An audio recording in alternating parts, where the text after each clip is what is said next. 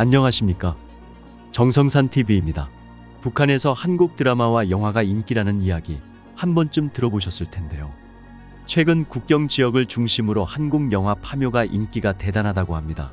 주목할 점은 해당 영화가 무속과 풍수지리 등 민간 신앙을 소재로 하고 있다는 건데요. 북한에선 민간 신앙을 법으로 금지하고 있는데 오히려 북한 주민들은 이런 소재에 큰 관심을 가지는 겁니다. 북한 주민들은 왜 영화 파묘에 빠진 걸까요? 또 북한에는 민간 신앙이 존재하지 않는 걸까요? 영화 파묘 중 여기 전부 다 알 거야. 묘 하나 잘못 건드리면 어떻게 되는지 명당을 찾는 풍수사와 딱 보니 묘바람입니다. 원혼을 달래는 무당, 장의사와 법사에게 벌어지는 기이한 사건을 담은 영화 파묘. 국내 1000만 관객을 돌파한 파묘는 중국, 베트남, 인도네시아 등 해외에서도 큰 호응을 얻고 있는데요. 최근 한 대북 전문 매체는 북한에서도 파묘가 인기라는 사실을 조명해 화제입니다. 청년 세대의 경우 단속과 처벌에도 해당 영화를 구하기 위해 유통업자를 찾아다닐 정도라는데요. 이런 현상을 반영한 듯한 탈북민 단체는 페트병에 쌀과 함께 영화 파묘가 담긴 USB를 넣어 북쪽으로 보내기도 했습니다. 탈북민과 전문가들은 풍수질이나 무속신앙 등 영화의 소재 거리들이 북한 주민들의 호기심을 자극했을 거라고 입을 모읍니다. 파묘라는 영화 제목도 진짜 파격적이지만 묘를 이장하는 영화도 있구나, 이런 것도 영화 소재로 되네, 그런 호기심, 충동적인 게 많은 것 같아요. 전영선 건국대 통일인문학연구단 교수는 북한에서 일반 주민들에게 신앙 문제라든가 특히 종교적, 무속적인 문제는 굉장히 터부시하고 있지만 그렇다고 해서 민간에서 이런 전통 신앙이라든가 이런 문제들에 대해서 주민들이 외면하고 있는 것은 아니기 때문에 이런 영화에 대한 관심이 커지지 않나 그렇게 생각합니다.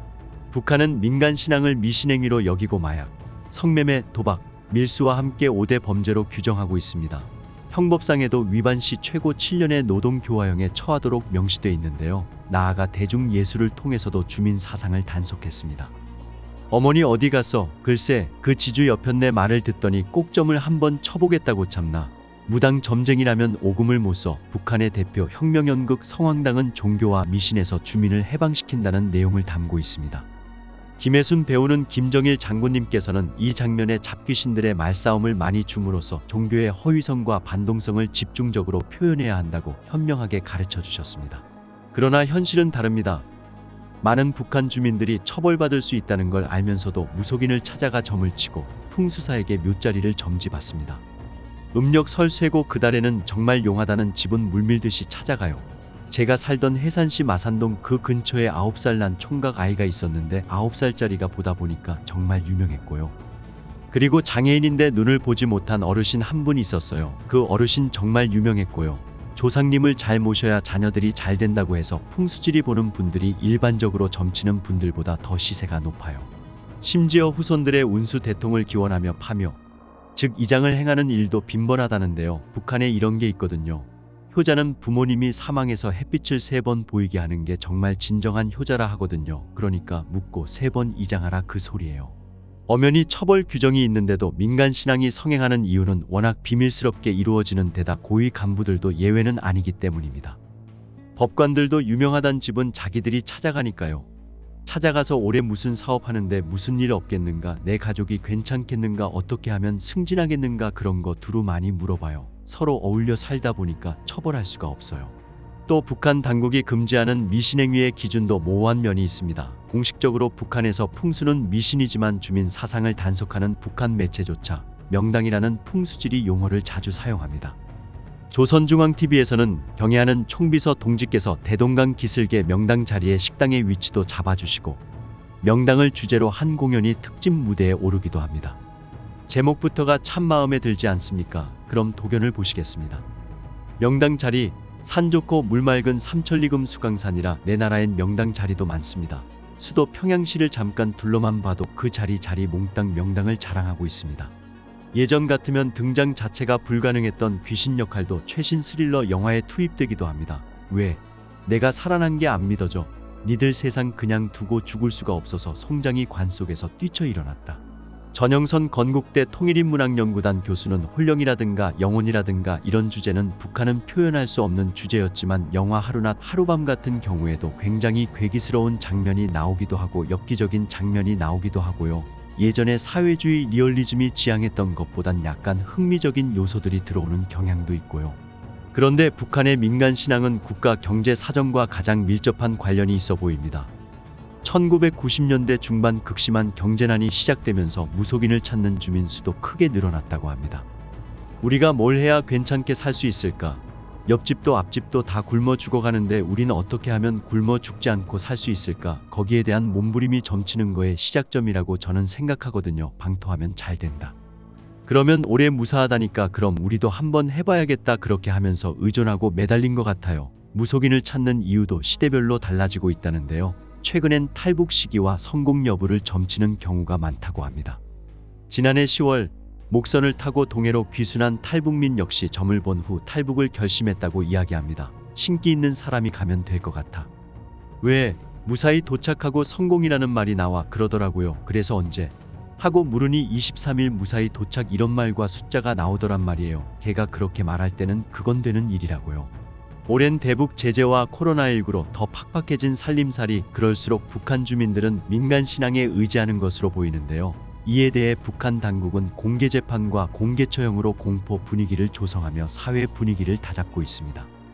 신앙을 믿거나 종교를 믿으면 그건 처벌로 되고 2번 걸리게 되면 총살까지 가능합니다. 법적으로 그렇게 포고가 떨어졌거든요. 그러나 아무리 단속과 처벌을 강화한다 해도 민간 신앙을 찾는 북한 주민들을 막을 수는 없을 거라는 분석입니다. 한반도의 민간 신앙은 종교적 신념을 넘어 수천 년을 이어온 토속 문화로 자리 잡았기 때문입니다. 또 인간의 불안으로부터 시작되는 종교 행위는 비단 북한만의 현상이 아니라는 겁니다. 전영선 건국대 통일인문학연구단 교수는 전통은 컴퓨터 시대가 됐고 AI 시대가 됐다고 해서 함부로 없앨 수 있는 것도 아니고요. 미래가 예측되기 어려운 상황이 되면 될수록 사회가 불안하면 불안할수록 종교와 속신은 같이 성행하거든요. 우리도 보면 경제가 어려운 상황에서 새로운 종교들이 많이 번창하고 뭔가 믿으려고 하는 이런 의지, 본인의 힘으로 어쩔 수 없는 부분들의 정성을 통해서 도움을 받으려는 요소들이 생겨나죠. 지난해 8월부터 제한적으로 국경을 개방하기 시작해 중국, 러시아와의 교류를 재개한 북한. 하지만 주민 경제 상황은 여전히 녹록지 않은 것으로 전해지는데요. 북한에 불고 있는 영화 파묘의 인기에는 한국 문화에 대한 호기심과 더불어 민간 신앙에 의존할 수밖에 없는 북한 주민들의 깊은 불안감도 작용한 것으로 보입니다. 함경북도 소식통을 인용해 보도한 내용에 따르면 이달 들어 중국 손 전화를 사용하는 주민들을 통해 국경 지역에서 영화 파묘에 대한 입소문이 빠르게 퍼지고 있다고 한다. 북한 국경 지역에는 중국 휴대전화를 사용해 외부와 연계하며 돈벌이를 하는 주민들이 있다.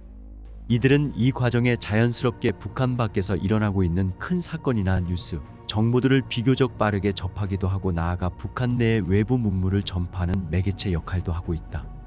실제 몇몇 주민들은 한국과 중국에서 새로 개봉한 영화나 드라마 등 문화 콘텐츠에 대한 정보에 민감하게 움직이면서 내부 주민들에게 소식을 전하거나 소개하기도 하는 것으로 전해졌다. 이런 상황에서 최근 회령시 등 함경북도 국경 지역을 중심으로 한국 영화 파묘에 대한 수요가 폭발적으로 늘고 있다고 전했다. 소식통에 따르면 현재 회령시에서는 파묘에 대해 유능한 무당이 한 가문에서 대대로 내려오는 기이한 병이 조상의 묘자리와 관련 있음을 발견하고 이를 해결하기 위해 묘를 옮기는 과정에 겪는 일들을 그린 완전 짜릿한 영화라는 소문이 돌고 있다. 특히 한국에서도 인기가 있는 영화로 소문나면서 청년들의 호기심을 자극하고 있다고 한다. 소식통은 여기 북한 사람들도 집안일이 잘 풀리지 않거나 병이 잘 낫지 않을 때 점쟁이들을 찾아가 조상의 묘에 대해 묻곤 한다면서 조상의 묘자리가 나쁘거나 조상을 잘 모시지 못해 조상이 심술을 부려 불행이 이어진다는 미신 때문인데 그래서 사람들이 이 영화에 공감하고 관심을 보이는 것이라고 설명했다. 북한은 형법의 미신 행위에 대한 처벌 규정을 명시할 정도로 주민들의 미신 행위를 엄격하게 금지하고 있다. 그러나 주민들은 걸리면 처벌받을 수 있다는 것을 알면서도 점쟁이들을 찾아가 점을 치고 그들의 점괘에 따라 행동하는 등 미신에 크게 의존하고 있다고 한다. 이렇다 보니 미신을 주제로 한 영화는 주민들의 관심을 끌 수밖에 없다고 소식통은 말했다. 소식통은 이어 여기 사람들은 남조선 영화 드라마라고 하면 어떻게 해서든 보기 위해 기를 쓰는데 파묘 역시 그렇다면서 나이 있는 부모 세대들은 보고 싶어도 겉으로 내색하지 않지만 청년들은 남조선 영화 드라마를 유통하는 사람들을 찾아다니며 적극적으로 구하려고 한다고 전했다. 회령시에서 이른바 불순 녹화물을 몰래 판매 유통한다는 한 주민은 그렇게 단속하고 공포를 주는데도 남조선 영화에 대한 열풍은 꺾을 수 없다는 것을 이번에 다시금 확실히 느꼈다며 젊은이들이 하루에도 열댓 명씩 찾아와 막대를 쓰는데 아마 이번에 영화를 가지고 있었다면 돈을 많이 벌었을 것이라고 말했다. 탈북민단체가 쌀과 한국 드라마 등을 페트병에 담아 북한으로 떠내려 보내는 활동을 진행했다. 북한이 오물 풍선 살포를 중단한 가운데 탈북민단체가 연이틀 대북 전단을 보내면서 북한의 반발에 대한 우려도 제기되고 있다.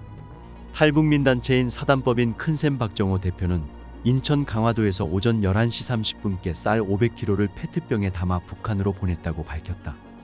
박정호 대표는 페트병마다 쌀 1kg, 1달러 지폐, 이동식 저장 장치를 넣었다며 USB에는 한국 드라마, 외국인이 본 남과 북 등의 영상, 찬송가 파일을 담았다고 했다. USB엔 영화 파묘도 넣었다고 한다. 큰샘은 지난 2015년부터 한 달에 2번씩 북쪽으로 향하는 조류에 태워 쌀을 보내고 있다. 이달 중 한 차례 더 북한으로 쌀을 보낼 예정이다. 앞서 전날 탈북민단체 자유북한운동연합은 대북 전단 20만 장을 북한으로 살포했다. 자유북한운동연합은 경기도 포천에서 대북 전단 20만 장과 K-팝 드라마 겨울연가 가수 나훈아, 이명웅의 노래와 동영상을 저장한 USB 5,000개, 1달러 지폐 2,000장을 10개의 대형 에드벌룬으로 북한에 보냈다고 밝혔다. 자유북한운동연합은 대북 전단 30만 장, K-팝, 트로트 동영상 등을 저장한 USB 2,000개를 에드벌룬으로 보냈다. 이에 북한은 대북 전단에 대응하겠다며 지난달 28일부터 이달 2일까지 약 1,000개의 오물 풍선을 날리고 서북도 일대에서 닷새 연속 위성항법장치 전파 교란 공격을 진행했다. 북한은 정부가 감내하기 힘든 조치를 취하겠다고 경고한 뒤 오물 풍선 살포를 중단한 상태다. 그러나 이달 9일부터 북풍이 불어올 것으로 예상하는 군 당국은 북한의 추가 오물 풍선 살포 가능성도 배제하지 않고 있다. 정성산TV 좋아요, 구독, 알림은 큰 힘이 됩니다. 후원해주시는 모든 분들께 가열차게 멸공.